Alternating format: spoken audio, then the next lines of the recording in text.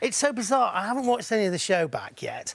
And part of me doesn't want to quite yet because I've got this image of what it was like. It's a bit like watching a wedding video, and you have very happy memories, and you watch it back, and there's a picture of Aunt Maud, picking a bum or something. You know? It takes away from your experience, and I'd love to see the trials. I can't wait to see some of the trials, especially the one where I was eating stuff. I think there are only, when you watch it back, I think there will only be a couple of bits where you'll go, oh, really? They're not many. Well, I mean, it was sad to see you crying on the log. It wasn't particularly a good night, that, to be honest. No, that was genuine. I mean, it's all genuine, that's the thing. You sort of think, well, there's all these cameras there, but very quickly you forget that you are, A, being watched by 10 million people, and B, surrounded by 100 cameras which are monitoring your every move and everything you say. Yeah. So you're in such an intense sort of experience that your life and everything that comes over naturally just takes over, and you just are the way you are. And that night, you know, when I was just on my own, Danny had a real go at me. I felt like I'd gone from hero to zero. I'd won the stars,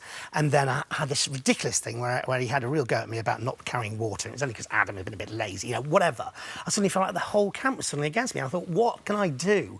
Did this take you back to times at school or something like that? Because you referred to it a couple of times, you know, not being picked for sports, and it looked like it was almost a memory back to painful times. You know, the reality is the emotions that you go through in the jungle are intense, you know, and that explains some of the things that happen, and it explains the way you are in there. But it does dig deep into your internal psyche. And so things from your past, like the fact I was really badly bullied at school, like the fact I was always the last person to be picked for sports things, like the fact that, you know, you had 5 years of bullying really badly. Yeah, it's going to do bad things to your self-esteem. The intensity of the emotion you go through there suddenly brings all that back to life, and so probably you're a little... Whereas in normal life, you'd be able to brush it off.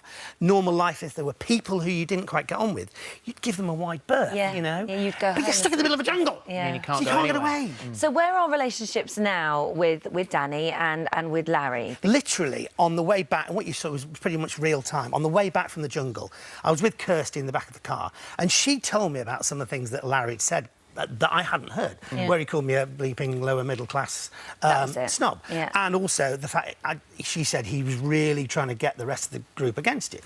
So by the time I arrived and she also told me, I said, did you see the bit where he did that? Did you see the bit where he did that? She goes, no, they didn't show that. And I'm like, OK, wow.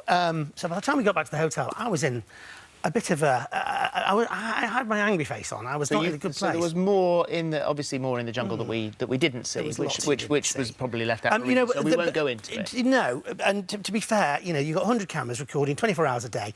You know, that's and all the different people. So of course there isn't time in the show to cover everything. Time in the show. So I forgive that. However, you know, it's like some stuff wasn't seen, a lot of stuff that happened between me and Larry. So I was like, when I got back to the hotel, I was like, right, OK, right, deal with this then. Unfortunately, there's been a press interview lined up just then, so I probably gave, you know, I gave more of a... Well, I just gave a true story. But then there's this reunion, and the last person I expected to see there was Larry. But I thought, well, I'm not going to go, you know, do my thing that I did with Danny, the little dance. I thought, I've just got to, you know, put this behind me and just go, you know, just give him a hug. But I was not feeling that inside, and it's interesting, this morning I see a lot of people have picked up on that. Well, did you have a moment where you could actually bury the hatchet? Well, hot off the presses, yes, we did. Now, I had to go through a really difficult time there because I did, I did actually. Larry definitely didn't treat me as I think it would be fair to be treated, and I think people have hopefully seen that. Some of the stuff he did was, I think, over the top. I mean, for whatever the reasons, you know, whether I came in late, whether he was king of the jungle with his group, and you know, he'd set up that relationship with them, and he saw me as some kind of a threat to it. But for whatever reason, there were times when it was really difficult. Now, the first day I was really angry, right? But my overall experience in the jungle was so positive, so amazing, that I was really proud of myself. The second day, I'd imagined a big exercise ball, right? And that's my jungle experience. And Larry and my relationship was this tiny ping-pong ball in part of that exercise ball. It was small. And I actually found that the anger had gone. So by the time it was our final morning, OK, I was having breakfast with Kirsty and the kids. And who should walk up but Larry and his lovely new lady, Marie. And I just thought, you know, I just need to do something here. So it was the last time we were going to probably see them. So I just grabbed Larry and I just hugged him, right? And it wasn't a sort of darling hug. I just kept on holding him. I said, this is a real hug. And he just broke down in tears. And he started crying and he said, I am so, so sorry about the way I acted towards you. Oh, really? And I'm so sorry about what I said.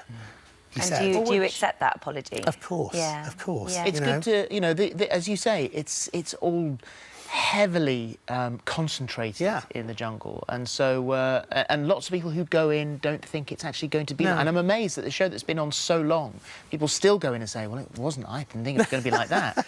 But it is concentrated. It is. And you maybe do end up, because you're in such a close proximity to people, that you do end up saying things that perhaps you shouldn't. Well, exactly. I mean, Larry, I think he said, you know, if we'd met at a party or some social event, we'd probably get on fine. Different. Yeah. If you enjoyed that, there's more of the same right here. And make sure you subscribe so that you never miss the best moments from this morning.